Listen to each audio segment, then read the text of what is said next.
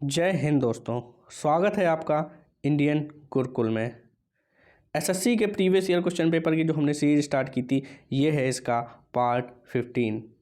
अगर अभी तक आपने कोई पुराने वीडियो को नहीं देखा है तो प्लेलिस्ट में जाकर आप पुराने वीडियो को देख सकते हैं, जो कि आपके एग्ज़ाम की प्रिपरेशन को और बूस्टअप करेंगे। इसमें हम डिस्कस करेंगे एसएससी में पॉलिटी के पूछे गए कुछ इंपॉर्टेंट क्वेश्चन को। ये वीडियो इंपॉर्टेंट है एसएससी के सभी एग्जाम के लिए, SSC CGL, CHSL, MTS, GD और भी सारे एग्जाम जिसमें जीएस पूछी जाती है। तो चलिए शुरू करते हैं। पहला क्वेश्चन है, which one of the following is the guardian of fundamental right, यानी कि निम्नलिखित में से मौलिक अधिकारों का संरक्षक है कौन है। ठीक है, तो ये मौलिक अधिकारों का जो संरक्षक वो बोला जाता है जुडिशरी को। ठीक है, न्यायपालिका को मौलिक अधिकारों का संरक्षक बोला जाता है। क्यों बोला जाता है? अगर किसी भी व्यक्ति के फंडामेंटल राइट वायलेट होते हैं तो वो न्यायपालिका में जा सकता है।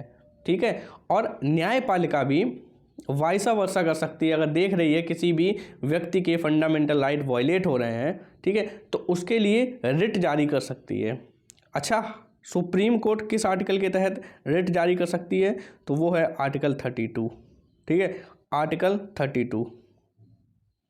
ठीक है, तो इसका राइट आंसर क्या होगा? न्यायपालिका।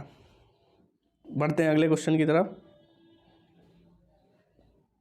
अगला क्वेश्चन है, सरकारिया आयोग डैश से संबंधित है। Sarkaria commission was concern with. देखो, सरकारिया कमीशन बनाया गया था 1983 में।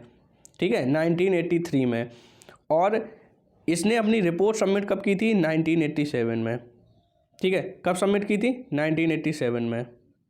और सरकारिया आयोग के जो अध्यक्ष थे वो थे आर.एस. सरकारिया। ठीक है, आर.एस. सरकारिया, तो उन्हीं के नाम पे ये कमीशन बना था, सरकारिया कमीशन। और ये कंसर्न था स्टेट सेंटर स्टेट रिलेशन से। ठीक है, राज्य केंद्र संबंध से। ठीक है, तो उसका राइट आंसर क्या होगा? Centre state relation. ठीक है, बढ़ते हैं अगले क्वेश्चन की तरफ।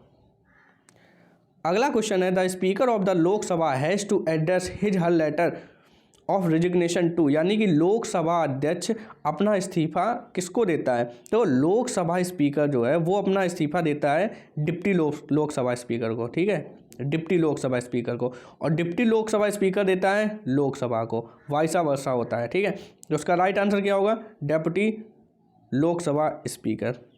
अच्छा, ये बताइए कि लोकसभा स्पीकर और डेप्यूटी लोकसभा स्पीकर कौन से आर्टिकल में है? तो देखो, आर्टिकल 93 से लेके आर्टिकल 96 तक जो प्रावधान है उसमें आपके लोकसभा स्पीकर और डिप्टी लोकसभा स्पीकर के बारे में है। ठीक है, तो ये भी याद रखिए। और इस क्वेश्चन का राइट आंसर क्या होगा? Deputy speaker of Lok Sabha. ठीक है, बढ़ते हैं अगले क्वेश्चन की तरफ। अगला क्वेश्चन है, who was the president of the constituent assembly, यानी कि संविधान सभा के अध्यक्ष कौन थे? देखो, संविधान सभा के जो अस्थायी अध्यक्ष थे वो थे आपके डॉक्टर सच्चिदानंद सिन्हा। ठीक है, डॉक्टर सच्चिदानंद सिन्हा। फिर उसके बाद जो स्थायी सदस्य अध्यक्ष बने थे वो थे आपके डॉक्टर राजेंद्र प्रसाद। तो उसका राइट आंसर क्या होगा? डॉक्टर राजेंद्र प्रसाद। ठीक है, बढ़ते हैं अगले क्वेश्चन की तरफ। अगला क्वेश्चन है, which one of the following article deals with the pardoning power of the president, यानी कि कौन सा अनुच्छेद राष्ट्रपति की क्षमादान शक्ति से संबंधित है? तो देखो, आर्टिकल 72 राष्ट्रपति को ये अधिकार देता है कि अगर सुप्रीम कोर्ट ने अगर किसी को सज़ा सुनाई है तो राष्ट्रपति उसे क्षमा दे सकते हैं। ठीक है, तो ये आर्टिकल कौन सा है? आर्टिकल 72। ओके, तो इस क्वेश्चन का राइट आंसर आर्टिकल 72। प्रेसिडेंट के बारे में आर्टिकल कौन कौन से हैं? प्रेसिडेंट के आर्टिकल 52 से 62। ठीक है, ये राष्ट्रपति का आर्टिकल है, इसमें राष्ट्रपति के बारे में बताया गया है, आर्टिकल 52 से 65 तक। ठीक है, बढ़ते हैं अगले क्वेश्चन की तरफ। अगला क्वेश्चन है, द जज of the supreme court retire at the age of. देखो, सुप्रीम कोर्ट का जो जज होता है, सुप्रीम कोर्ट का जज होता है, उसके रिटायरमेंट की एज होती है 65। ठीक है, 65 याद रखिए। और हाई कोर्ट का जज होता है, उसके रिटायरमेंट की एज 62 होती है। अच्छा, आप कमेंट बॉक्स में ये लिख कर बता सकते हैं कि कौन से स्टार्टिंग में जब संविधान बना था तो स्टार्टिंग में जो हाई कोर्ट के रिटायरमेंट की एज थी वो 60 थी। कौन से संविधान संशोधन के तहत हाई कोर्ट के जज की रिटायरमेंट एज 60 से 62 की गई थी? ये कमेंट बॉक्स में लिख के बताइए, ठीक है। और इस क्वेश्चन का राइट आंसर क्या होगा? 65, ठीक है। कितनी एज है? 65 एज होती है सुप्रीम कोर्ट के जज के रिटायरमेंट की एज, ठीक है। बढ़ते हैं अगले क्वेश्चन की तरफ। अगला क्वेश्चन है, for the election of the president of India a citizen should have complete the age of, यानी कि राष्ट्रपति के चुनाव के लिए एक नागरिक की आयु कितनी होनी चाहिए? मिनिमम आयु, ठीक है।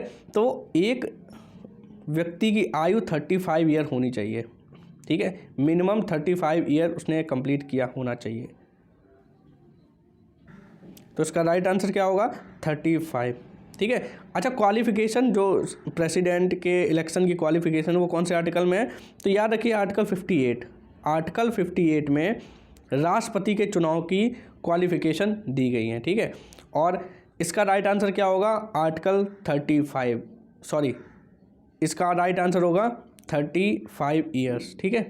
35 और आर्टिकल 58 होगा। तो मिनिमम एज कितनी होनी चाहिए? 35 साल, ठीक है। अच्छा, इसमें एक क्वेश्चन और बताइए कि लोकसभा के मेंबर की एज कितनी होती है? मिनिमम एज कितनी होनी चाहिए? तो लोकसभा के मेंबर की मिनिमम एज 25 ईयर होनी चाहिए, ठीक है। और राज्यसभा के मेंबर की मिनिमम एज कितनी होनी चाहिए राज्यसभा के चुनाव लड़ने के लिए? तो वो होनी चाहिए 30 ईयर, ठीक है। ये भी याद रखिए, लोकसभा की 25 और राज्यसभा की 30, ठीक है। बढ़ते हैं अगले क्वेश्चन की तरफ। अगला क्वेश्चन है, national commission for minority was constituted in the year, यानी कि अल्पसंख्यकों के लिए राष्ट्रीय आयोग का गठन किस वर्ष हुआ था? तो ये हुआ था 1992 में। 1992 में अल्पसंख्यकों के लिए राष्ट्रीय आयोग का गठन हुआ था। इसका राइट आंसर 1992। अच्छा, इस समय हमारे माइनॉरिटी अफेयर मिनिस्टर कौन है? तो वो हैं स्मृति ईरानी, ठीक है, माइनॉरिटी अफेयर मिनिस्टर, ये भी याद रखिए। और इसका राइट आंसर 1992। अगला क्वेश्चन है, the first speaker of the Lok Sabha was, यानी कि लोकसभा के पहले स्पीकर कौन थे? ठीक है, तो ये बहुत ही फेमस क्वेश्चन है, बहुत ही ज़्यादा रिपीटेड क्वेश्चन है, हर एग्जाम में लगभग पूछा ही जाता है। तो उसका राइट आंसर क्या होगा? जीवी मावलंकर, ये याद रखिए, जीवी मावलंकर पहले लोकसभा स्पीकर थे। आप बता सकते हैं कि पहले डिप्टी लोकसभा स्पीकर कौन थे? तो deputy Lok Sabha speaker M.A. Iyengar थे, ठीक है। M.A. Iyengar first deputy Lok Sabha speaker थे, ये भी याद रखिए, ये भी एग्जाम में पूछा जा सकता है। तो इसका राइट आंसर क्या होगा? जीवी मावलंकर। करंट में हमारे लोकसभा स्पीकर कौन है? तो वो हैं ओम बिड़ला। कौन है? ओम बिड़ला, ठीक है। तो इस क्वेश्चन का राइट आंसर जीवी मावलंकर। बढ़ते हैं अगले क्वेश्चन की तरफ। अगला क्वेश्चन है, the prime minister is appointed by which one of the following, यानी कि प्रधानमंत्री की नियुक्ति निम्नलिखित में से किसके द्वारा की जाती है? तो देखो, प्रधानमंत्री की जो नियुक्ति है वो की जाती है प्रेसिडेंट के द्वारा, ठीक है। राष्ट्रपति प्रधानमंत्री की नियुक्ति करता है। अच्छा, ये आर्टिकल कौन सा है? तो ये आर्टिकल है 75, ठीक है, आर्टिकल 75 आर्टिकल 75 के तहत राष्ट्रपति प्रधानमंत्री और अन्य मंत्रियों की नियुक्ति करता है। और करंट में हमारी राष्ट्रपति कौन है? तो वो हैं द्रौपदी मुर्मू। कौन है? द्रौपदी मुर्मू। और राष्ट्रपति का जो आर्टिकल है वो है आर्टिकल 52 से 62, ठीक है, ये भी याद रखिए। बढ़ते हैं अगले क्वेश्चन की तरफ। तो ये थे हमारे कुछ इंपॉर्टेंट क्वेश्चन, ठीक है। Thank you for watching this video. Channel को सब्सक्राइब कर लीजिए अगर आप नए हैं। इस टाइप के वीडियो आपको मिलते रहेंगे और पढ़ते रहिए, खुश रहिए। जय हिंद, जय भारत।